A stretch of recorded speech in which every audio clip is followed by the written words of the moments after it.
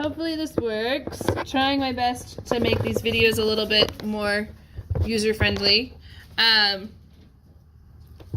Yeah, anyways, you can zoom in and do whatever you need to do. Okay, so like I was saying earlier, this particular section is actually not part of the AP syllabus as a Latin passage anymore, which is why you went from having like 15 lines, 20 lines, to having 37 lines. Okay? That, which one? This one? No, you're gonna have to look off of Emily's, or you can come sit with me and look off of mine, but I need this because it has my notes on it, and this was a lot of Latin. So that's why you went to 37 lines all of a sudden. This particular passage, we're going to take like 3 extra days to do 3 passages that are not actually part of what you're supposed to be required to translate anymore, but they are super important passages. So you read them in English. You're supposed to read all of it in English, right? And we're also going to go over it together. So that's why Fast Talker went through it so quickly, because this one, it's not as important for you to understand the nitty-gritty grammar other than you should know the grammar because you should know the grammar. Right? Okay. So, but I don't think I haven't done this passage in 7 years. And I was reading through it and I was like, I love this passage. How has it been 7 years? Do you need the please? What? Do you need the please? Both of what? Books. Yes. I need all of it. Oh no. Ooh, okay. Sorry, people video watching. I was trying to not waste your time. So, anyways, I'll tell you that story later. And then this one, we're just going to have all of our safety nets open because it's been a while. And I did it at lunchtime, but 27 lines is a lot of Latin to hold in your head after teaching Latin 1 and Latin 2. When everybody comes back extra rude, like what the heck? Have you guys noticed that? Your peers being extra rude today? Anyways. Anyways. I'm angsty today, but it's not. That's good. I'm not saying all of them. I'm just saying like people that aren't normally rude have been extra rude today. I'm just like, maybe they felt that they wasted their phone breaks and they're just Dude, I Cranky did not. about I it? got my computer set up. yeah. got my new bed frame set up. Ranger can now jump up into the bed without me helping him. He loves it. Whether people are being more rude or things are just like they feel more difficult. Yeah, it is the Monday. I forgot my Surface completely on my way to the middle school. So, yeah, that was fun. It was a no-tech day. So, yeah. Okay. And now it was the end. Oh. Okay. Now it was the end. So this is the section where Venus goes to Jupiter and she says, Daddy, you promised. And he says, yeah, I promised and it's going to be fine. Just wait. Okay. So that's kind of the summation of it. All right. But of course, she's not just going, me. She's actually very eloquent about it. Right. Okay. And it's not just you promise, it's you promise this and you promise this and you promise this. And he's like, yeah, and you're still going to get all of that. Just wait. Okay. So, and now it was the end. When Jupiter, surveying the sea, okay, so there were a lot of things he didn't mark. Like, he didn't mark erat as a verb. Like, I think at some point you just have to get used to it. But Jupiter is our subject here, yes? Okay, and Aethera goes together, and it's sort of like in the highest ether, right? Ablative place where, but without a preposition. Everybody okay with that? Why don't you need a preposition? Why would he leave out a preposition? Meter. Yes? Okay. So, and now is the end when Jupiter, looking down from the highest ether, Mare Wale Wolowum. I'm cheating. Do you see me cheating over here? Surveying from the highest heaven, the navigable sea. Wale Wolum. These two go together. That's a terrible little thingy. I'm sorry. Okay, so Welly Wolum, full of sails. Yes, winged with sails. So he's looking out from the highest ether onto the sea full of sails. And something about throwing earths. I don't know. I am not ashamed to tell you that I don't know everything, and even teachers need support sometimes.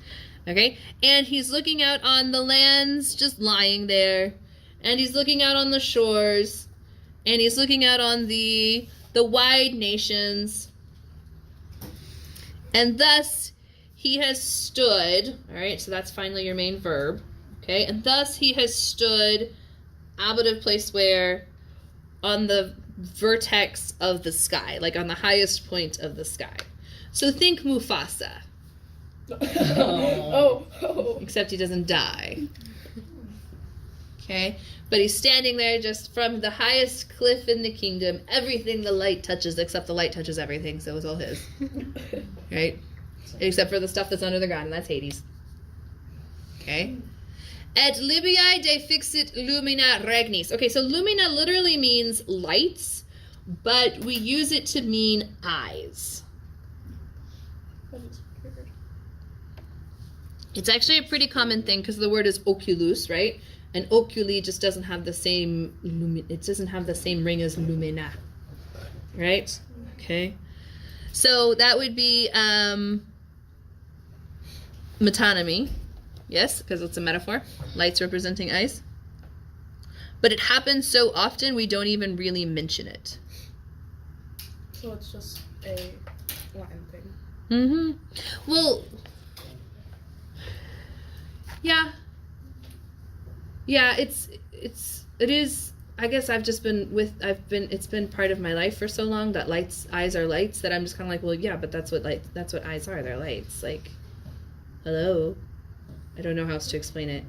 Am I making sense? Yeah. Yeah, there are things in like other languages.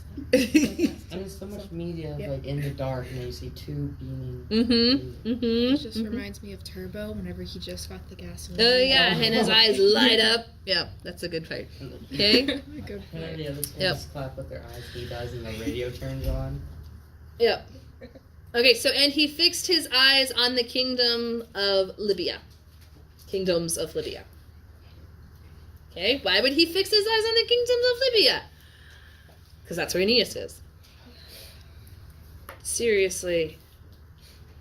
This thing has been difficult all day. She's been throwing a fit because I left her at home first hour. Okay. Atque inum talis jactantem pectora curas tristior et lagrimus oculos suffusa intentis ad loquitur Venus. So you should be reading this whole thing and you're like, oh, who's sad? Who has heavy cares in their chest? Who is rather sad? Oh, whoever it is, they're a girl because we have Suffusa. Oh, it's Venus. Okay? So that's what happens whenever you have the subject so delayed. But we also have enjambment right here. Okay? Tali should go with Kuros. I think, he has that marked. Okay? But, Illum goes with Jactantem.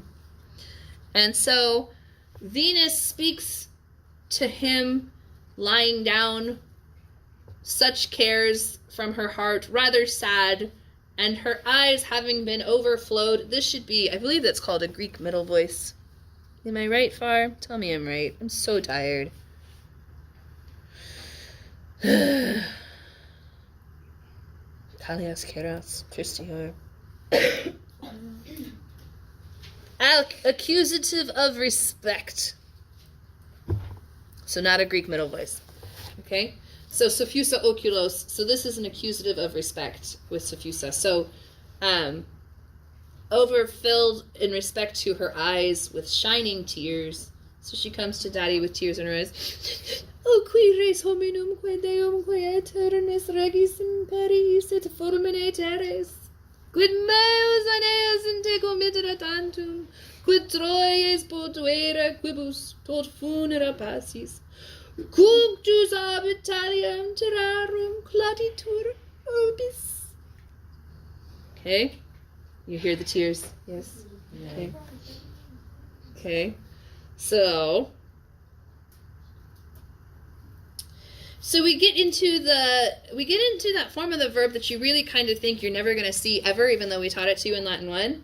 And that's regis and teres. Yes? Okay, not passes. All right? But she's talking directly to Jupiter, yes? So this S is you. Oh.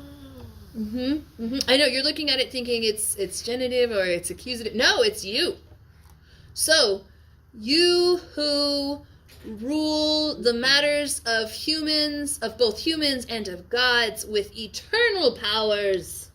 Okay? I want you to notice, how do you come and appeal to somebody? Yes? Okay?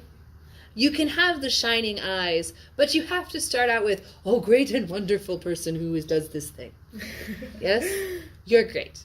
I love you. Should be like a fabulous way to start any kind of anything. Right? Okay? You're great, and I love you.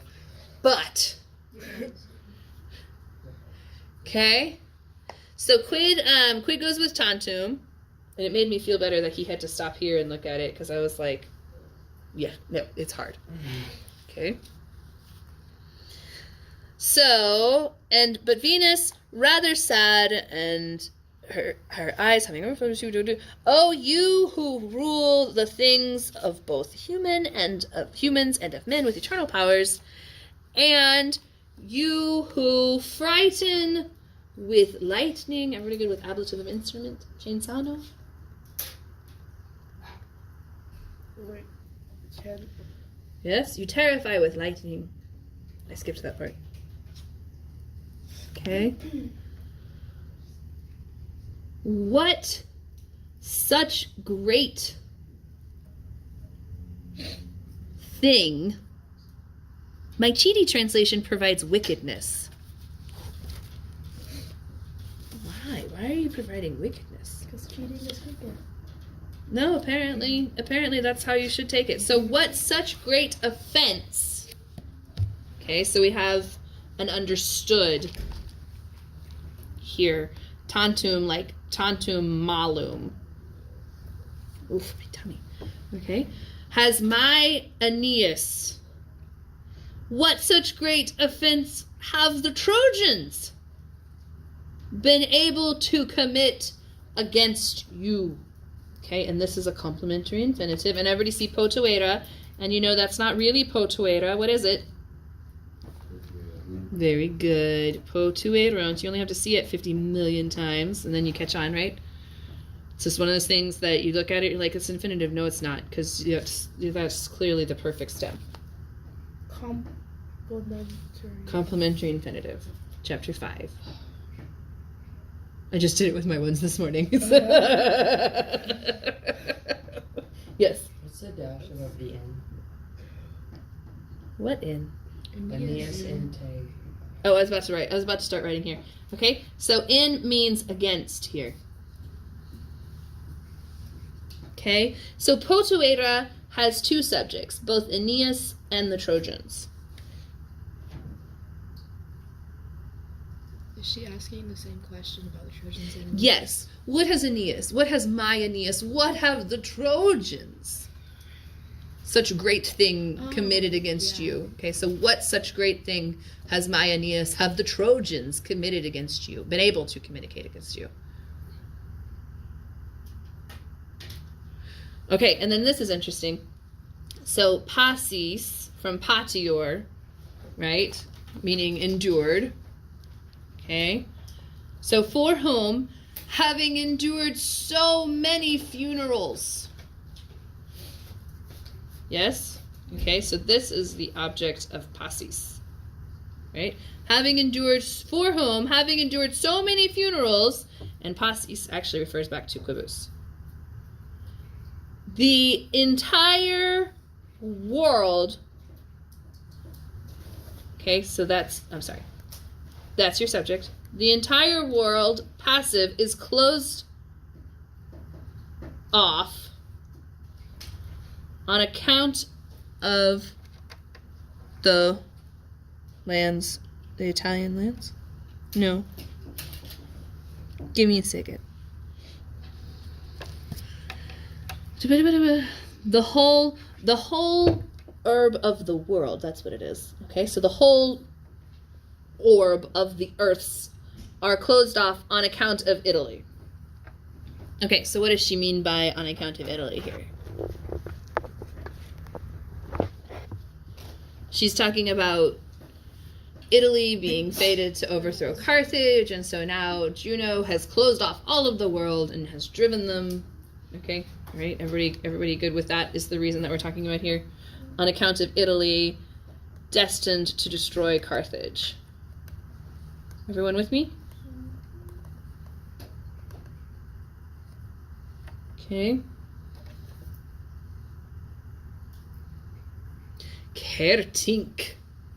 Everybody good with this is going to Aeneid. So it'll become Kertink. Like that whole thing goes away. Kertink. Kertink Romanos olem volventibus annis hinc fure ductores revocata sanguine tucri qui mare qui terras omni dicione tenerent policitus quae te genitor sententia vertit.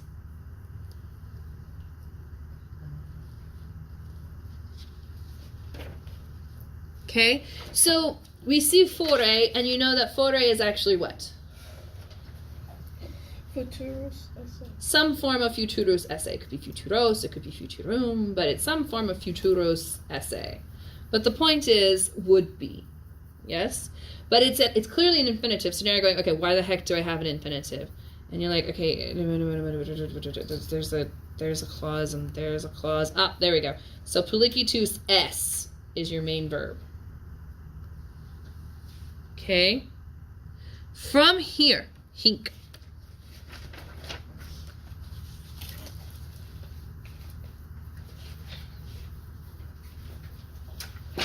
Certainly. Kerte. So kerte. I'm going to number. Certainly you have promised that. Everybody here, that's an indirect statement. Yes? Oh. You have promised that one day from here, okay? Like from here, the Romans, I'm not going to do every single word, right? But the Romans would be leaders with the years turning.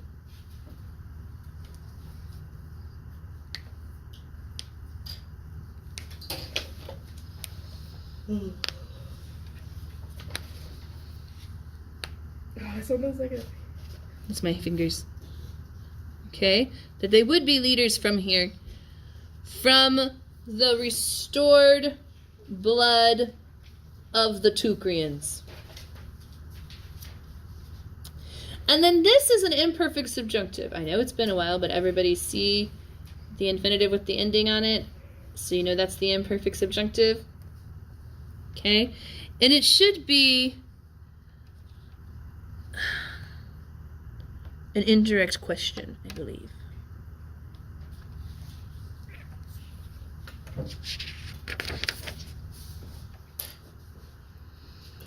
Just so you know, that section that we just did, like the kerte down through policitus est, is complicated enough that Farr reworded it into things. Oh yes, this volventibus annis is one of the 5% of times that you have an ablative absolute using the present participle. So instead of it being with the something having been somethinged, this is with the something somethinging. Yes, the something verbing. Okay, so with the years turning, volventibus. It is a relative clause of purpose or characteristic.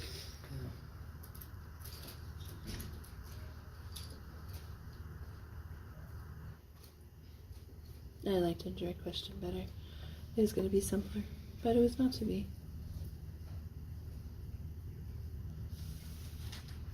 Okay, so this qui mare qui terras omni dicione tenerent. Okay, so which sea which lands, I'm sorry, which sea, which might govern the lands. No, mare is also an object. So this is an object and this is an object. But everybody see the synchesis here?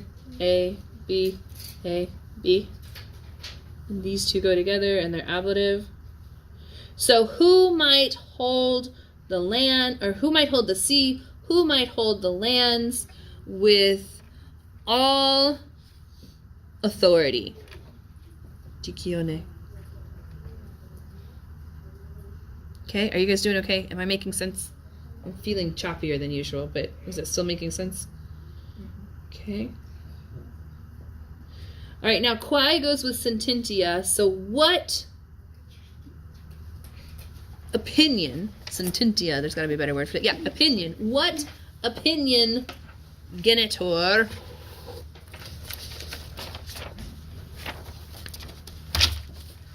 so genitor here is father. So that would be vocative. Everybody with me?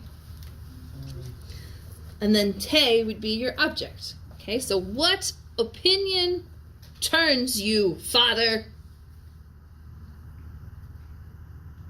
That's just a really nice way of saying, has that Hera gotten to you? Because you promised me. So she says what opinion, but really we know. We know.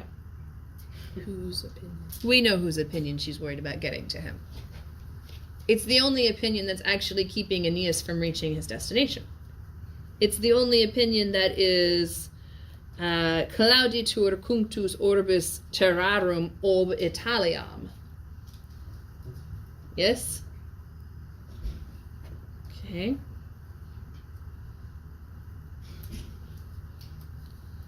Okay. Hoc equidecassum. Okay, so this would elide equidocassum Troiae tristisque ruinas solabar. Get rid of the M. Yeah, when you're reading it out loud, like keep it in there. But if we were doing meter, it would be hoc equi o. And I'm gonna go from the back now because I'm stuck. That's long. That's short. That's short. That's long. That should be tristes actually. And then this is long, so that's long. Do do do do do do. Okay.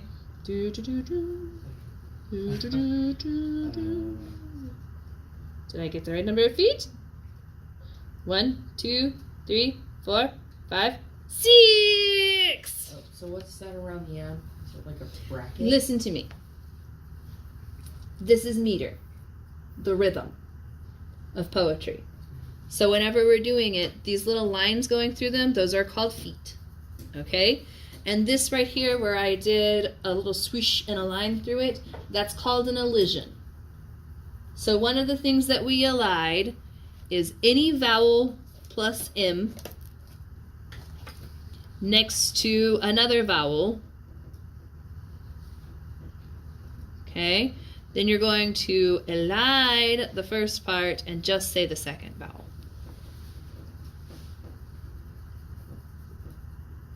You guys okay? Can't be emo in Latin. You cannot be emo in Latin, no. So how do I jump in? It's just a line through it, honey. Yeah. It's just a line through it. What's the line? We're just doing the meter. It's a swishy thing to show that it goes together. It gets squished together when you're saying it. It's not a grammar thing. It's purely a meter thing. You won't ever, the only reason you would never have to write the swishy thing in the line through it, you would just have to know that you don't count that M whenever you're counting syllables to do this line in meter. Okay? All right, that's all that's happening right now. Okay? Does he do that knowing that people who say it aloud are Yes. going to? Yes, he does. Hoc equidocassum Troiae tristisque ruinas solabar. Fatis contraria fata rependens. So I put that in there because I was trying to read it out loud for you authentically and the way that you would have heard it if it were Virgil reading it to you. Try it. Okay? And that's how he would read it. So, not really a sidetrack, but a little bit of a sidebar letting you know, hey, meter is a thing. You're going to be seeing some assignments coming up for hexameter.co where like you'll do a certain number of things or / there'll be, don't scoff at me. Do not scoff at me. Your other assignments are not that hard. Keep up. Okay.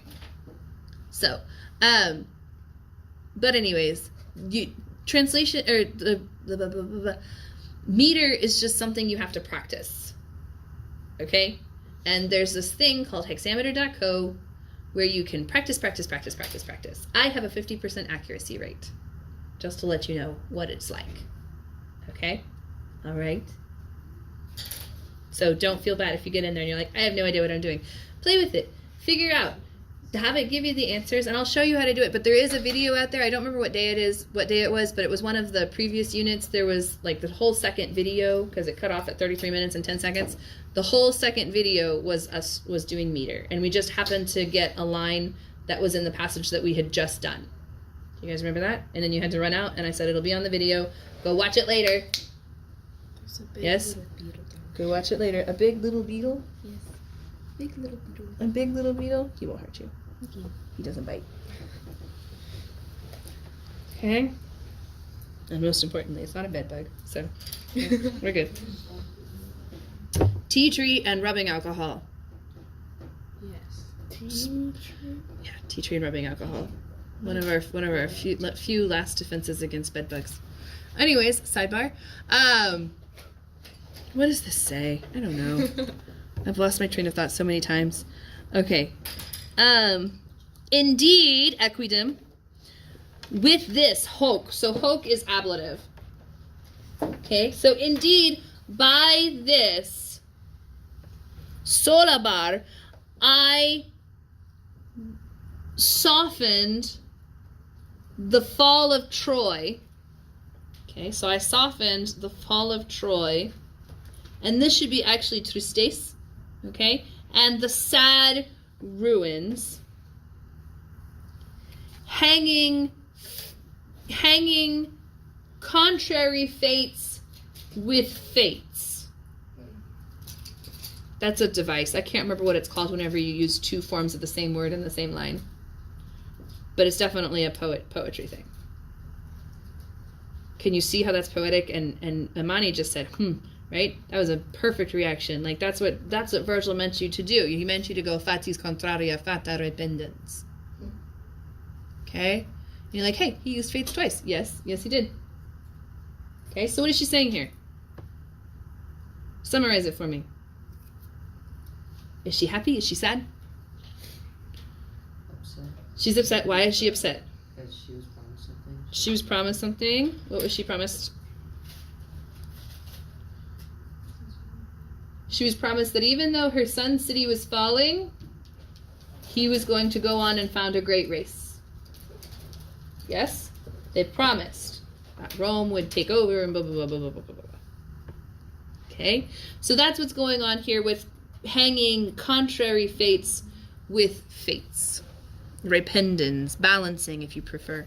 Balancing fates with contrary fates with fates. So it was sad when Troy fell, but I knew that ultimately my child was going to go on and do bigger and better things. So I was solabar, which is a deponent. I was consoled. Right? Nunc eadem fortuna virus tot casibus actos insequitur. Notice all of her enjambment. It's like the whole thing is enjambment, right? She's making us wait for the verb every single time. Yes, so we have policitus est, solabar, insequitur, like all of these things enjambment, and it all builds up to like she's being so dramatic right now. Yes, like you promised. I was consoled. It follows. Yes? Okay? So, now, the same fortune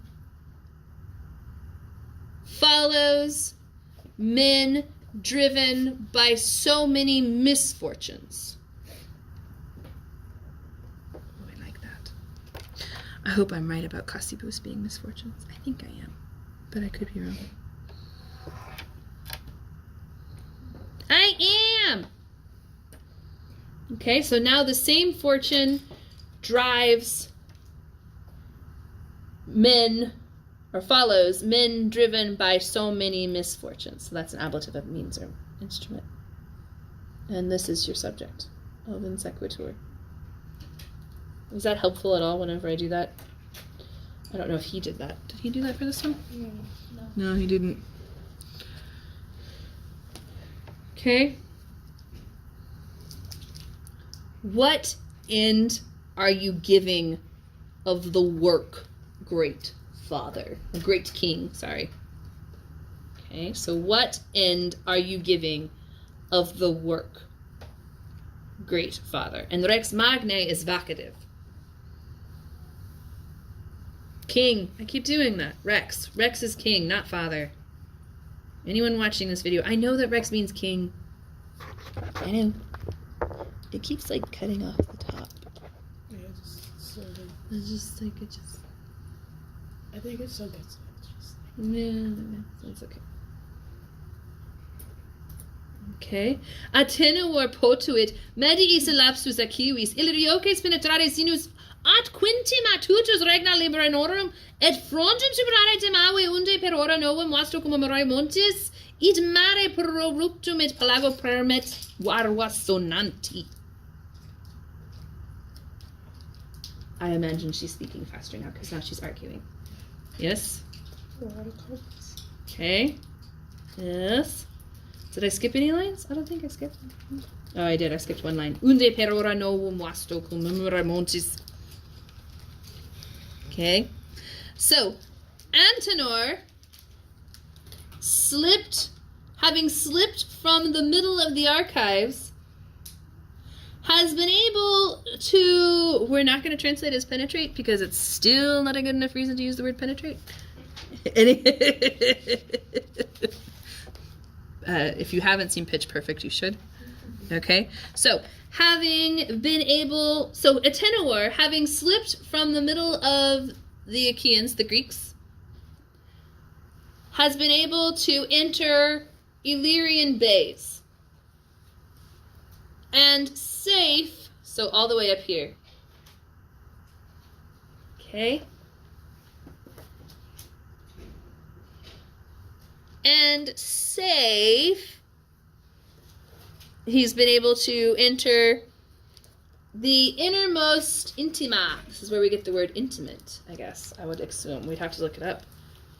But intima. So the innermost, the inmost.